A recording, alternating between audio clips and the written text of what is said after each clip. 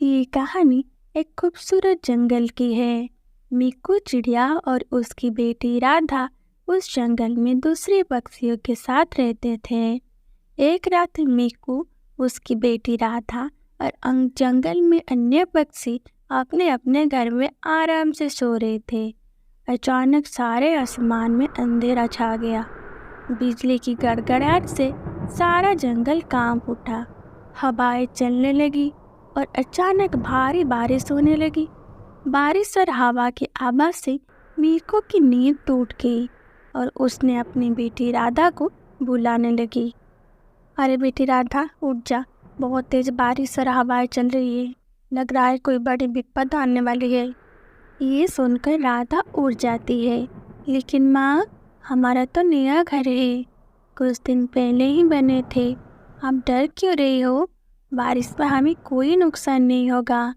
अरे नहीं, मैंने ऐसा तूफान पहले कभी नहीं देखा। मुझे बहुत घबराहट हो रही है। जरूर कोई विपद आने वाली है। ऐसे वो दोनों बात कर रहे थे कि तभी उनका घर जोर जोर से हिलने लगा और थोड़ी देर बाद उनका घर पेड़ से गिर के टूट गया। माँ बेटी की किस्मत अच्छी थी, वो सही सलामत घर से बाहर निकल आए। अरे बेटी, आप ठीक तो हो ना? हाँ माँ, मैं ठीक हूँ। उन्होंने देखा कि जंगल में हर तरफ पानी भर चुका है। माँ, मुझे बहुत डर लग रही है। अरे बेटा, आप डरो मत, मैं आपके साथ हूँ। बारिश रुकने के बाद सब ठीक हो जाएगा। हम दूसरा घर बना लेंगे। इसे बात करके वो जाकर एक पेड़ की डाली पर बैठ जाते हैं।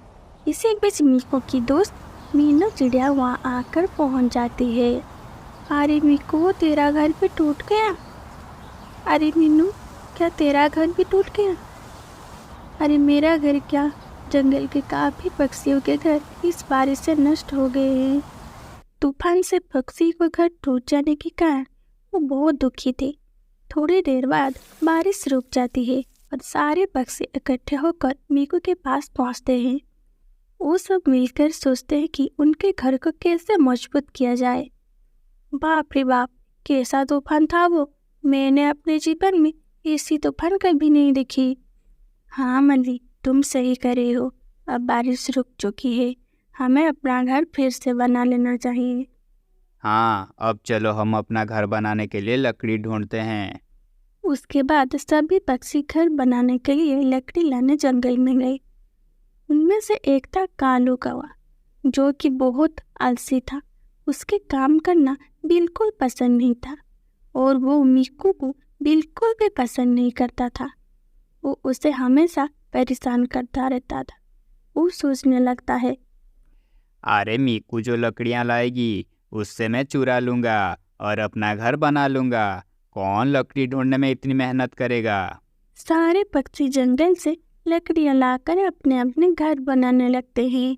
मीकू लकड़ी की तलाश में जंगल के अंदर तक चली जाती है और जब वो वापस लौटती है तो शाम हो चुकी होती है।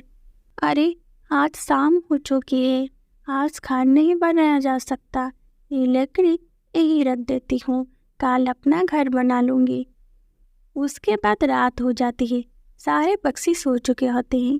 सारे पक्षी सो जाने के बाद कालू कौवा मीकू की सारी लकड़ी चुरा लेता है। जब मीकू सुबह उठी तो उसकी लकड़ी वहाँ नहीं थी। वो अपनी लकड़ी चारों ओर ढूंढने लगी, लेकिन उसे कहीं नहीं मिली।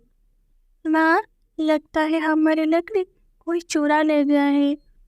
हाँ बेटी, मुझे भी ऐसे ही लगता है, लेकिन अब मुझे लकड़ी कहाँ मिलेगी? कल मैं जंगल में बहुत दूर जाकर लकड़ियाँ लाई थी।